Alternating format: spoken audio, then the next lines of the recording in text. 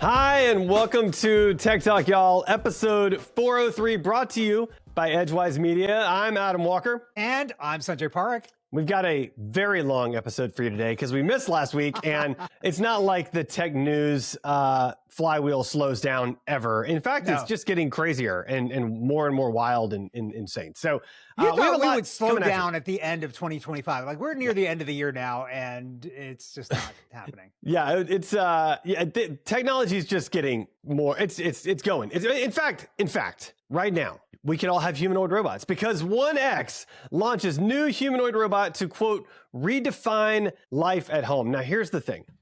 I watched a couple videos on this thing. And in one video, this woman asked the robot to, like, go get it a water. The refrigerator is literally 10 feet away. I think it took the robot like 2 full minutes to be able to accomplish the task of just getting a water bottle out of the refrigerator and handing it to her, which is like, okay, that's... Like, by that time, I for sure would have just gotten up and done it myself. The other thing is, while it says like this robot can fold your laundry and it can unload the dishes and all this stuff, it sort of, if it gets stuck, it can remotely call in a worker, a real person somewhere else in the world to look through its eyes in your home and do the task through the robot for you, which to me still feels very creepy and Black Mirror-ish. And I think I'm good. I'm good. Yeah, it's also only $20,000. So there's that. So many reasons why I don't like this. Remote person controlling this. Also, this is the beginning of how the robots kill us in our sleep. That's what I'm saying. This thing can hold 60 pounds. If it can hold 60 pounds, I'm pretty sure it can crush your throat. That's all I'm trying to say. Like 60 pounds, crush your throat. Those are the same. Those are the same.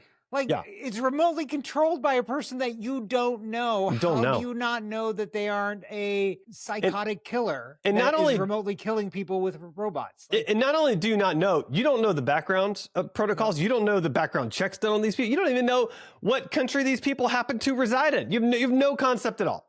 No, I think I'm good. And also, I mean, if we're being honest, like the robots kind of look a little creepy too. Like they do look a little creepy. Yeah. So I'm not a fan. I can't do it. I mean, honestly, like you just bring up something that's a very interesting point. In all seriousness, like you have this army of robots now, potentially in a country controlled by people from a different country that you don't know. Right. What's to say that they don't take over all those robots and basically fight a war inside of your country from within? Okay, because they have these robots inside. So I'm okay. I think this is the beginning of a really good movie, by the way. I'm okay as long as they do it with these versions of the robots, because these versions are like under 5 feet, and I'm pretty sure one good drop kick and they're out of commission. Like I feel confident that I could take these suckers out. Now, the Tesla robots, on the other end, that's a totally different scenario. I'm not confident about taking those suckers out. So version it depends 2, on the robot. 3, and 5 of this, like it's gonna get ugly. I feel like we need to set up a country like on an island that allows no robots. It always comes back to countries on islands for you, doesn't it? That's always what it is. Speaking about people controlling robots in other places, though, Japanese convenience stores are hiring robots run by workers in the Philippines. This opens up like another interesting, this is like outsourced work, but that's done locally. Yeah. Did you look at the video for this and like how it all works and everything? It's pretty interesting. I didn't look at that. Yeah. Yeah. So, I mean, it's they show a person that's kind of like in this middle area between like the main refrigerator and like the front refrigerators. And he's just, hand, going back and forth, putting bottles there. And basically they just put a robot in between that moves much slower, but is manned by a person. It just turns around, grabs one bottle at a time, puts it there. I mean, like, okay, it works. Like it's fine. It again seems a little weird, but better than being in my house. So I'm cool with it. Yeah. So the other thing with that is that if you have a person in there in the refrigerator, like they're going to get cold after a while and they're going to want to leave for a bit. If it's a robot, they don't. And you could basically have that robot standing there doing it 24 hours a day because one person comes off shift, another takes over that robot. Right. The robot's not clocking out or anything. It's the person how many miles away. Although this does beg the issue, which we're going to talk about in a second, like what happens when there's an internet outage. But let's talk about something else first. What does happen when there's an internet outage? But we're going to get there. Phased out. Google confirms bad news for 3 billion Chrome users. Essentially, like you remember when we were admiring Google for the privacy stance they were going to take. We're like, they're going to do away with cookies. Google loves you. Google cares about your privacy. And we were stupid for buying into that BS, because that is for sure not the truth. Because what they're doing now is they're phasing out their privacy sandbox and basically saying, oh yeah, all that stuff we were going to do, like with privacy and protection, no, we're not doing that anymore. So yeah, let's be very clear. We doesn't include me, because I knew they were always going to be evil you about were this. impressed with what they were doing. You were. I mean, you were giving them a few props. I mean, maybe not a ton of props, but a few props. Yeah. Here's the thing: their original tagline, "Don't be evil." When's the last time you heard them say it? I mean, if I'm being really honest, I don't know that I ever heard them say that. Like, I know that was their tagline. I don't remember it ever legitimately being said. Was it ever really said? Honestly? I think it was used. I don't know if it was said, but it was definitely used in places. As kind of their like mantra and their motto. And interesting. Yeah. You know, that's what their guiding kind of mission was. Yeah. Don't be evil. It's not been around for at least a decade. It's no longer their mission or their mantra any longer. It has gone away. Yeah. Yeah. That's fair. Talking about something else that wasn't around for a while, a DNS error appears to have caused a major AWS outage, bringing down platforms from Reddit to Snapchat. I think we all saw this happening everywhere. And you know what? I'm going to go ahead and read the next couple, because they all go ahead. Fill us all in on all of them. Yeah, please do. Yeah. How the AWS outage happened. AWS blames a rare software bug and faulty automation, quote unquote, for massive glitch. Amazon Web Service outage shows internet users at mercy of too few providers, experts say. By the way, Signal, one of those services that I love, was down because of this as well. And they've also said that there's really no other options. They kind of have to use AWS. And here's the good ones. AWS crash causes $2,000 smart beds to overheat and get stuck upright. And then that same company, 8 Sleep, adds quote unquote outage mode to smart beds after AWS problems left them frozen. How you thought this was a good idea to have a internet connected bed that doesn't work when the internet's down was a good idea. I don't understand. I have so many opinions and so many thoughts. So the first is serves you right for having a $2,000 bed. That's my first thought.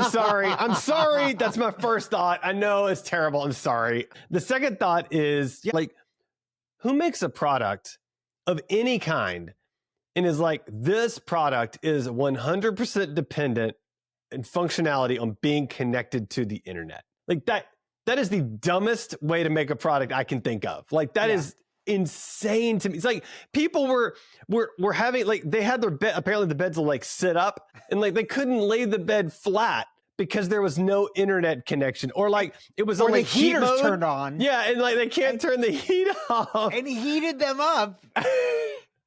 So here's what I think the problem is. So bad.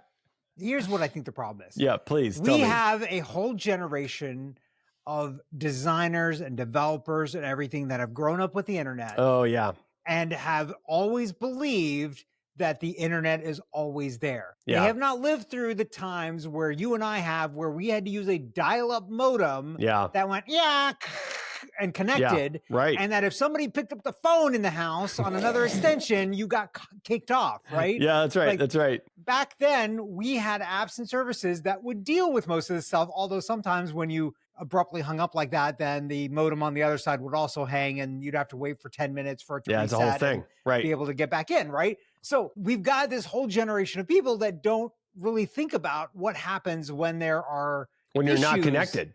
Right. Because they assume internet connection is a given. Yeah, that everything is 100% uptime. Yeah. Everything is not 100% uptime. Your cell phone, there are times where towers go down. Yeah. There have been issues. Natural disasters happen. Everybody gets on the phone. Towers crash, right? Or think about website hosting, when they're like, we have 99.9% uptime, but if you map that out across 365 days, it's like 2.5 days down. Like that's what that is. Can you imagine a website going down for 2.5 days? Like people would be out of their minds. Oh my God. If you remember back in the early days of the internet, there used to be the /dot effect, right? Something got posted on /dot and everybody would rush to that site and it would crash the site. Yeah. Then it became the Reddit effect. Yeah. Then it became the, hacker news effect. The fail whale at some point, right? Fail whales happen on Twitter. Like all of these things, like you have a rush. And now we've gotten to the point where okay, there's ways to deal with all of that traffic and stuff. Right. But it's still not 100%. No. Nothing is 100%. Nothing ever is. No. Yeah. All right, moving beyond insane internet outages and lack of infrastructure and all that fun stuff. Aura introduces a $499 e-ink digital photo frame that lets you go cordless because it's e-ink, so it'll last a really long time. I mean, this is kind of the natural evolution of the terminal that's sitting on our desk right now, right? Yeah, Like we've got this terminal thing. It's kind of great. It's this little dashboard. You charge it like once a month or something. And, you put up all these little widgets. It's 43 degrees outside right now. I know that because I just looked at my terminal. This is the natural progression. It's a color e-ink display. I kind of love it, honestly. Yeah. I mean, if it wasn't $500, I love it. Like if it was $200, I'd probably buy one. I don't know about that. Yeah. So a couple of things. First of all, Aura, this Aura is A-U-R-A, not O-O. That's right. Yeah, not the ring. O-U-R-A, It's like not the ring. It's a different company. Yeah. Also, your terminal, you're charging up every month because it's like months in between. Oh, yeah, you're probably right. It's probably every like 3 months. 2, 3, 4 months before I you're need probably to charge right. one. So this is really interesting. I think part of the reason why it's so expensive is the e-ink display, first of all, is a lot larger than what we have in the terminal. Yeah, it's true. also a color display versus just a black and white display. Right. So there's added expense there. That said, I have a feeling that the founder over at Terminal is working on stuff. And so there might be newer things coming out from them as well that might be competitive with displays like this. So, I like that. I really do think this is interesting. I am really tempted. The display looks really nice. They've got a nice matting on it and everything else. I think it'd be nice to have in a house and just have up on the wall. And then, it's not static pictures. Like have them change out every night. So when you wake up in the morning, it's all new pictures. Listen, in the house. I just want you to know, man, my dream is that you buy this and I collude with your son and just have some fun with the artwork on your wall when you wake up from time to time. Like, hey, here's Sanjay riding a unicorn. Here's Sanjay spitting out rain. Here's Sanjay in I don't know what, sombrero, dress, I don't know, something. So I think it'd be fun. Just to have some Sanjay AI artwork is all. I think it'd be great. Stuff. This is the bad stuff of that. When anthropologists go and try to understand why civilization declined, they'll be like, oh, AI artwork. Yeah, that did it. That's what it was. Yeah, that and the robots did it. Yeah, the AI artwork killed them. That's and killed their soul. But in the meantime, you can try to figure out where you are on YouTube. YouTube's likeness detection technology has officially launched. Yeah, but this is only for influencers, man, not for the likes of me and you. This is to keep the money makers making money. That's what this is for. This is for the Mr. Beast, so that there's not an AI ripoff Mr. Beast on YouTube like that. Which is, I honestly like. Okay, I think that's actually good. I think it's good. Wait a minute here, though. Wait a minute. Yeah. Are you saying we don't influence people here on Tech Talk, y'all? I mean, I think we do. I think we are influence influencers. one another. I think we influence the pets under our care. For you, that's no one. I'm sorry. I think we. I don't know. Pets. I got nothing. Yeah. I mean, we influence Mickey. That's who we influence. So there you go. I think we should ascribe ourselves as being influencers and demand access to I'm going to call myself a micro influencer is what I'm going to call myself. Or like a nano. I'm a nano influencer. Are you sure you're not a pico influencer? I'm a pico influencer. That's what I am. Yeah. That's like, I influence me. That's what I do. Milli pico nano influencer. Milli pico influencer. That sounds about right. Speaking of milli picos, Samsung's Galaxy XR mixed reality headset undercuts Apple's Vision Pro by $1,700. The word on the street is that it'll do pretty much everything the Vision Pro does. That the build quality is certainly more plastic, sort of less glass feel. But I mean, again, to save $1,700 deal, and you can finance it for like I think $199, $149 something a month for 12 months. I forget what it is. Looks interesting. I mean, but again, like there's not a huge market for this. Like, it's fine, but this isn't going to hit mass production anytime soon. I mean, I've got two issues here. One, I get motion sick from these things. I've tried them before. There is that at a VR arcade. Yeah. And two, I have no idea what I'd use this for. I mean, I will say this.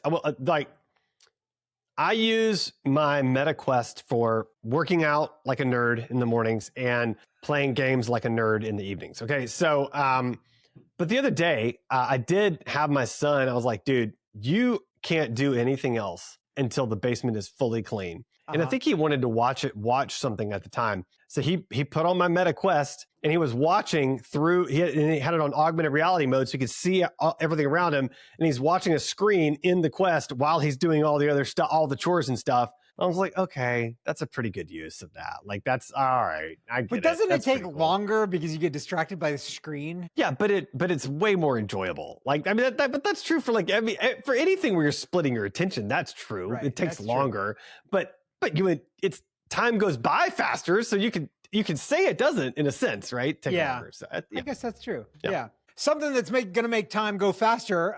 Tesla's Mad Max mode is now under federal scrutiny. So basically, it's a mode that they've implemented that makes the Tesla be aggressive in driving and switch lanes and do all that stuff, which basically has been shown, by the way, when you have drivers that do that, that causes more crashes and creates more traffic. And it's been shown, I mean, and it's like programmed to break the speed limit and like programmed to like roll stop sign. I mean, like, come on, really?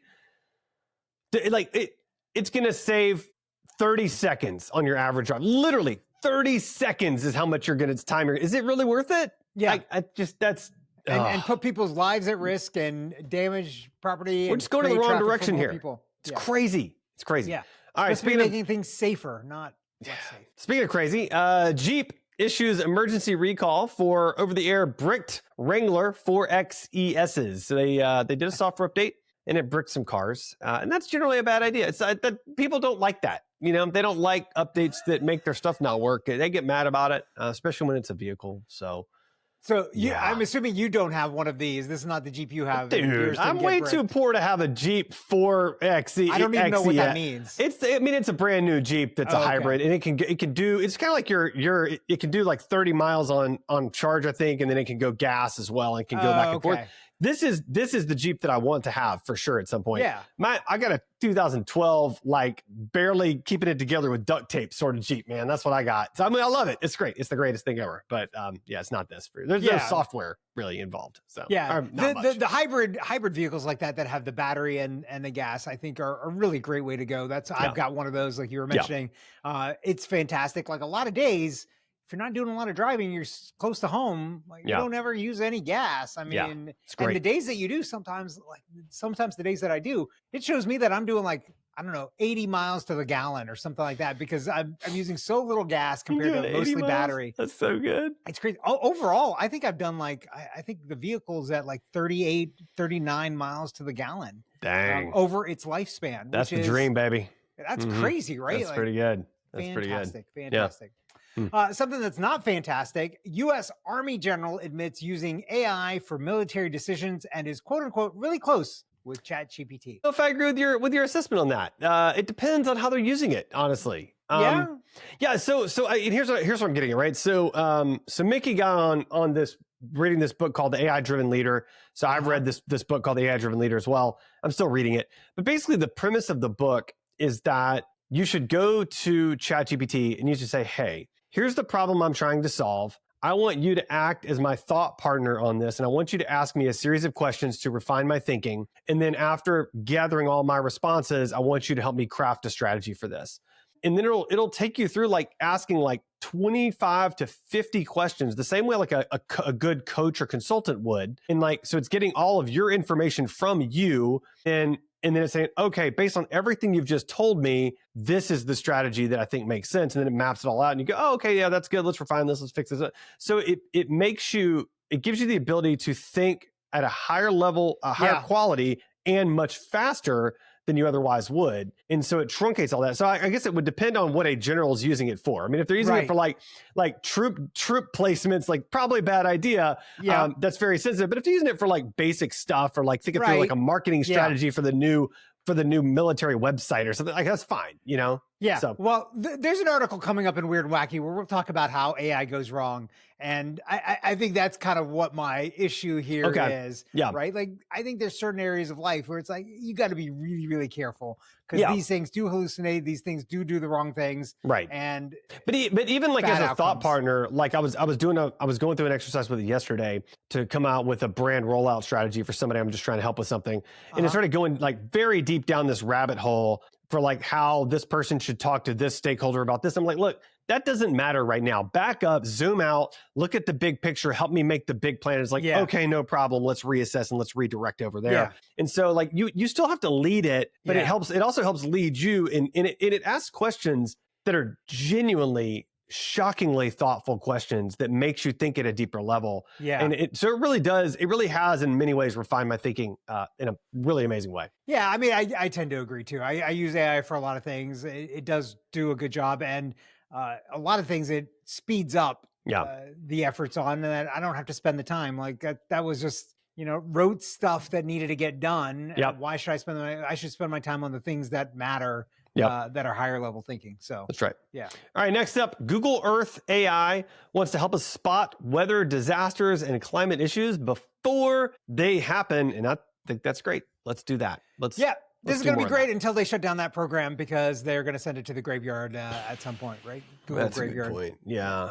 That's right. Yeah, that's good. I mean, the bottom line is they're trying to use AI modeling based on all this massive amount of data they have for Google Earth to get a better, like more of an upfront look at what's coming, which I think is great. Yeah. I think that's great. But you're right. Then they're going to use in Google Chrome so that they could figure out everything about you, because now they have no privacy protections, and then everything's done.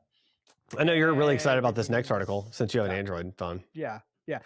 Maybe. I don't know. We'll see. It is still Meta. So Sora, this is Meta. No, this is OpenAI. OpenAI.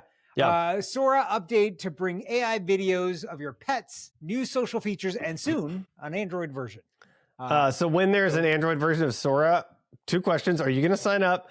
And are you going to give access to your Cameo to me and Mickey? Those are the 2 things I need to know. Second one, definitely no. First one, I really don't know. If I have a phone that I don't have anything else on, maybe I'll try. Listen, dude, I don't know that I trust them. The honestly. Cameo is so fun. It's so fun, man. Like listen, even, I mean, to the point, Mickey did create a video of me dancing around in a pink tutu singing a child's song, and it was hilarious. So I showed it to everybody. So, I mean, I'm not saying I would put you in a pink tutu. I'd be nice about it. But maybe we'd be in a barbershop quartet together. I think that's probably what would happen. Me, you, and Mickey, and probably Tim in a barbershop quartet. I think that'd be great. Okay. Yes, he said okay. Yes, you heard it. That was a sarcastic okay. Yes. Not a real okay. You stink. Oh man, I was so excited for a minute there. I think the caveat there would have to be like the singing in the video would have to be way better than our singing in real life. Think that's a given. That's 100%. Yeah, but again, cameos for your pets. That's kind of cool. New social features. Yeah. That's kind of cool. Android version. I like it. All right. Last up before we get to Weird and Wacky, and how could this not go well? Meet Microsoft's AI version of Clippy, because everybody loves Clippy. So obviously everybody's going to love Micro. Oh, wait, that's not how that went down. That's right. So really hope that there's a SNL skit about this. Oh, there's got to be. There's got to be. Killing Micro, or Micro trying to kill Clippy or something. Yeah, there's got to be. Please make. Yeah. I mean, it's basically just a little AI thing. And if you tell it something sad, it gets a sad look on its face. If you tell it something happy, it smiles for you. I feel like this is a bad idea. I don't know why. I feel like I don't feel like it's a good one, but okay. That's what they're going to do what they're going to do. And that's fine. But I don't want to use it. Time for the Weird and Wacky segment. Abominable snowman. He's not an axe murderer. One of the TAs turned out to be a bot. All right. First up in Weird and Wacky, it's your turn. Sorry, go ahead. Yeah. First up in Weird and Wacky, this is a crazy story. The Zipper is getting its first major upgrade in 100 years. This is kind of amazing. Yeah, I scanned through this and I was like, why is this an upgrade? I didn't really understand what the deal was. Like, give me the lowdown here. Yeah, so zippers, first of all, almost all the zippers are made by a Japanese company, YKK. If you've ever looked at your zipper, you can probably see those letters, YKK. It's like the standard zipper of for everything. Yeah. For everything. I mean, there are a couple of other zipper manufacturers, but that are crappy. By and large, that's correct. Yes. Yeah, they're pretty much garbage. YKK is where it's at. So with every zipper that's out there, there's like a tape that goes with it. So the zipper is actually fastened to the tape, and then the tape is actually the thing that's included in the outfit or the clothing or whatever they're putting that zipper into. I've always noticed that more than anything on jackets. Because it's got this hard edge to it with the zipper. So they basically gotten rid of the tape, and now it's basically this string that obviously requires new kind of manufacturing techniques, but that is then included. And so now the whole kind of thing is flexible. So like jackets can be more form fitting, like all of the stuff. It's kind of more a cohesive package at this point. I It's like really, this. really interesting. I've been thinking to myself for a long time, like as I zip up, like I need something more form fitting. Like that's what I was thinking of this morning as I was zipping up the shirt that doesn't have a zipper on it. That's what I need. I need something more. But see, now your shirt could have a zipper on it, and it wouldn't have this weird tape that's kind of weird and hard and everything. That's fair. I think this opens up opportunities for using zippers in places that before it was either difficult or hard or unnatural. And it's just an interesting like a good advancement in zippered tech. sleeve over my biceps. Like I can unzip the sleeve of my shirt. That'd be Exactly. great. I mean, everybody wants a zipper sleeve, like obviously, right? Of course, So, then you can roll it up, right? Yeah. Like that's perfect. I love how you just go along with it. Like, yes, Adam, 100%. that's a great idea. You I should can do see that. it right now. Yes. Adam, you're freaking insane. All right, speaking of freaking insane, Kohler unveils a camera for your toilet. You heard me right. You're going to hang the camera on the inside of your toilet bowl, and this camera is going to watch what goes into your toilet, and it's going to give you data about, how healthy you are based on what's coming out of you. But aside from the privacy concerns, aside from all of that other stuff, it's a camera. And I don't know. Pointed down. It's Always pointed down, but I don't know if you're aware, but sometimes there's splashes inside of toilets. And it feels like that camera lens is going to become obscured at some point for various reasons that I will not get into. And then somebody's going to have to clean that crap off. And I mean it literally when I say clean that crap off.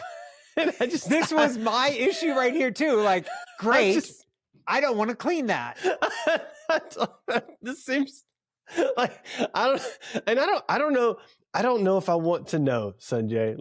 I don't know that I want an app being like, "Hey, Adam, looks like you're dehydrated." I don't know that I want that. I don't know. I mean, you could have very early detection of stuff because of this. Yeah. Like potentially, like public health, they do this and they've done analysis to understand like the spread of diseases. Yeah. And like Yeah. COVID and how prevalent Right. it is because they've done wastewater analysis at the treatment plants and stuff, so they can figure But that that's stuff not out. visual analysis. No, like it's just to not be visual clear. analysis. I'm just saying, I can see how this could be useful. Yeah. I think the implementation needs some help. I don't think it's there yet. I don't think this is something that people are going to be like. It's going to be good for the first week, and then after that, it's not going to be good. I think I also isn't it like $500? Like Yeah, that's the it's- other it's- part of this. I think it's like $600. Actually, do I want to pay $600 for something to look at my crap? I could take a photo. Honestly, like why not just do that? Like that actually.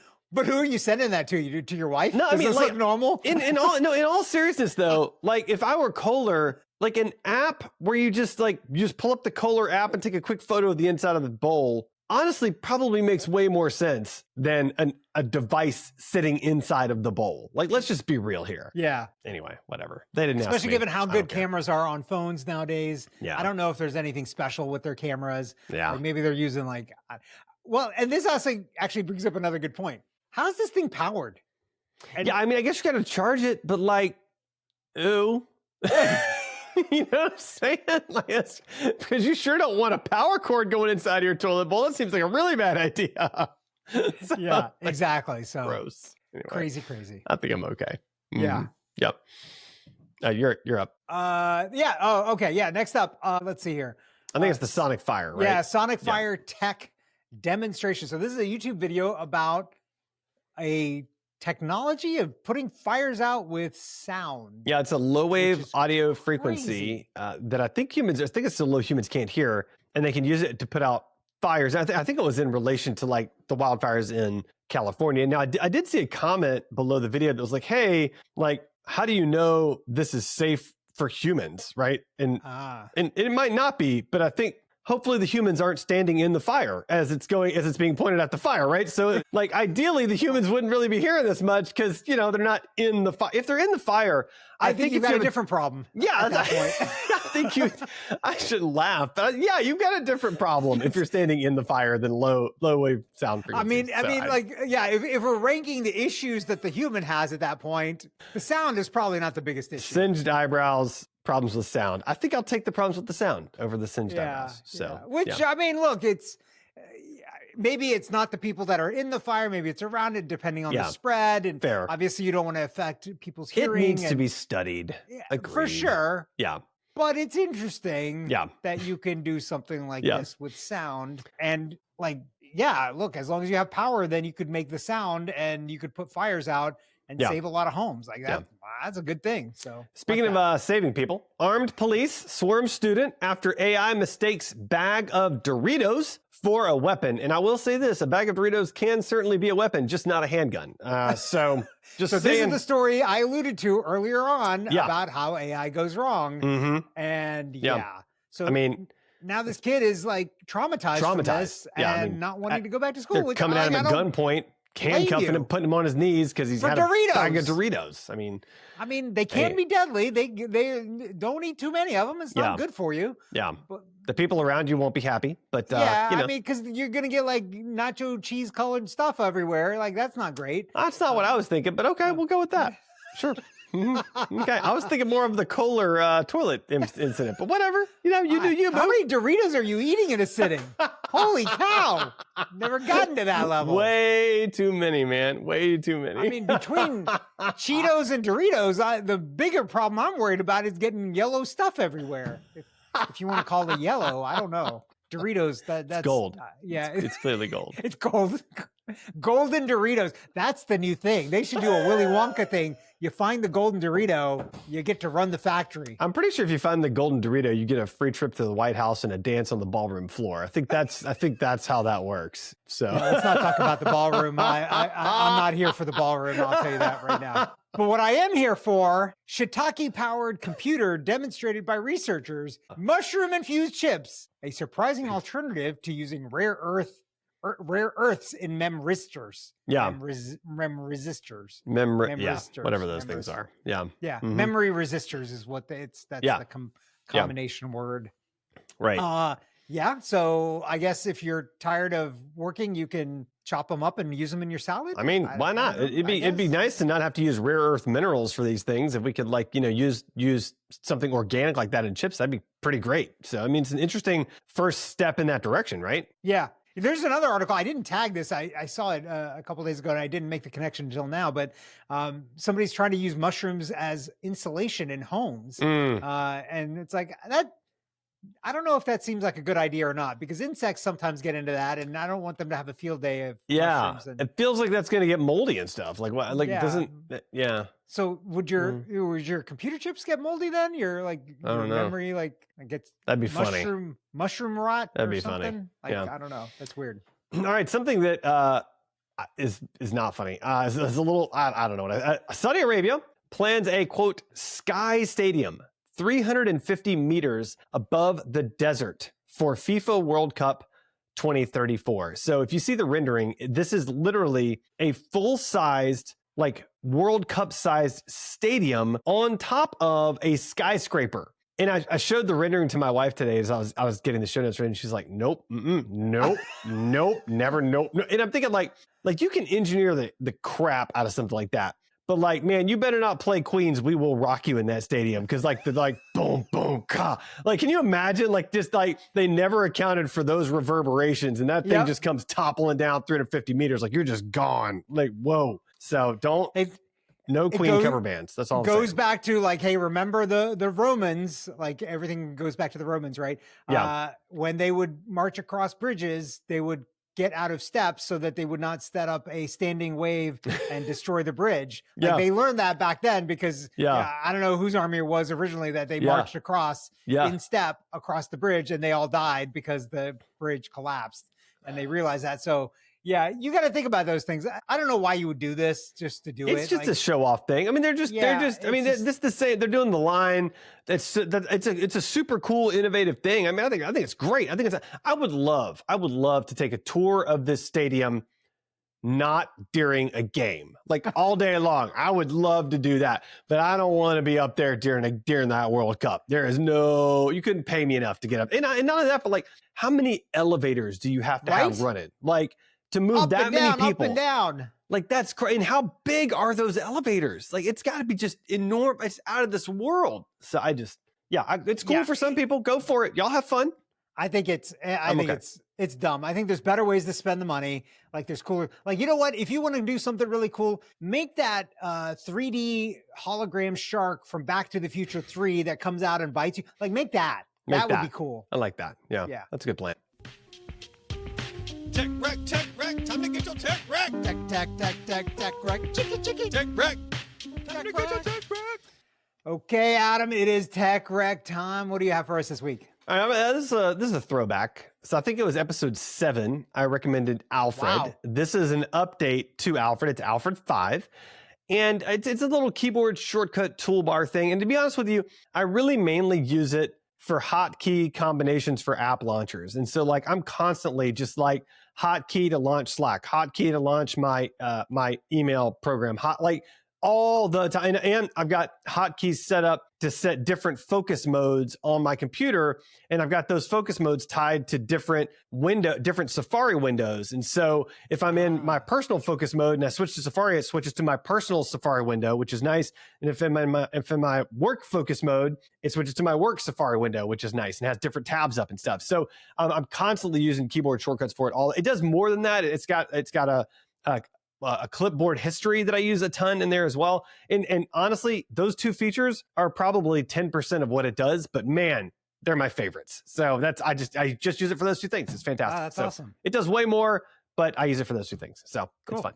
Yeah. Love How about you, Sanjay? So I've got a little tech rec for a product that we used while we were just traveling, which is why we were not recording. Was it last week? Yep. I think it is. So it's a brand new product that has come out from a company that's been around for a while. It's called the Chipolo Loop. And here it is right here. Okay.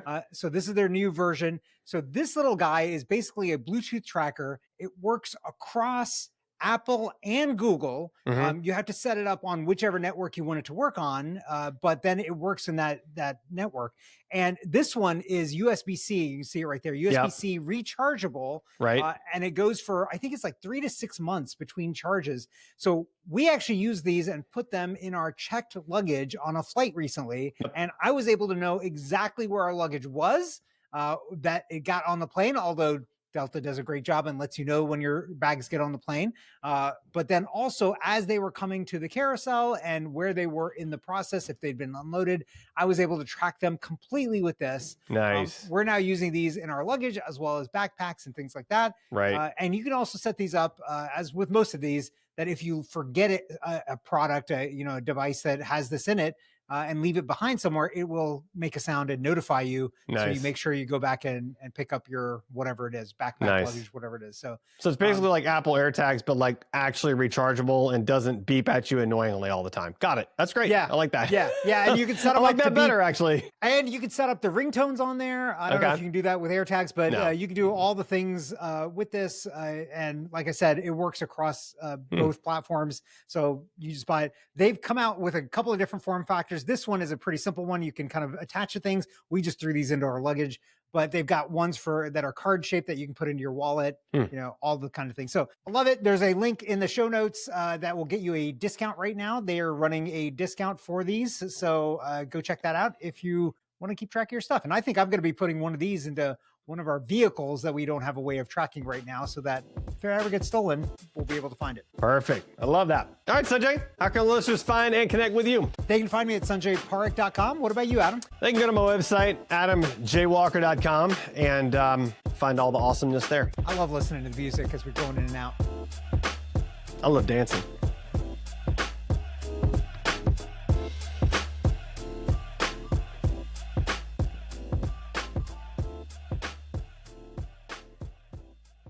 Doo, doo, doo.